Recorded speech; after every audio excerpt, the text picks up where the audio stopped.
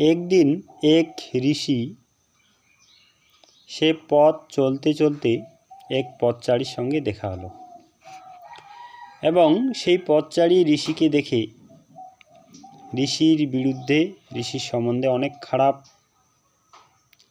তাকে গালিগালাজ করতে লাগলো এবং ঋষি অবিচলিতভাবে সেগুলো শুনতে লাগলো। যখন তার খারাপ কথাগুলি শেষ হয়ে গেল সেই পথচারীর, তখন ঋষি তাকে জিজ্ঞাসা করলেন যে যদি তুমি ভগবানকে অর্ঘ্য দাও আর সেই অর্ঘ্য যদি গৃহীত না হয়, ভগবান গ্রহণ না করেন, তাহলে সেই অর্ঘ্য কার প্রাপ্য হয়?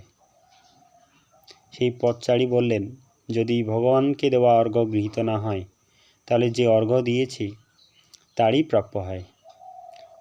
তখন ঋষি বললেন যে তোমার যে এই অর্ঘ্য, আমি এটা স্বীকার করলাম না, গ্রহণ করলাম না। তখন সেই পথচারী কিন্তু হতবাক হয়ে দাঁড়িয়ে রইলেন। গল্পটা এর জন্য বলছি যে আমাদের এই যে বাইরের শক্তি দ্বারা কখনোই বিচলিত হওয়া উচিত নয়। আমাদের তা শোনা উচিত এবং তার কোনো প্রতিক্রিয়া ব্যক্ত করা উচিত নয়।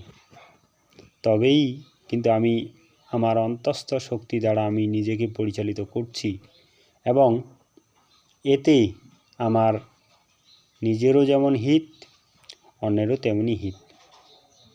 একদিন সেই মানুষটি আপনার সম্পর্কে খারাপ কথা বলতে বলতে সেই একদিন আপনার সম্পর্কে ভালো কথা বলবে।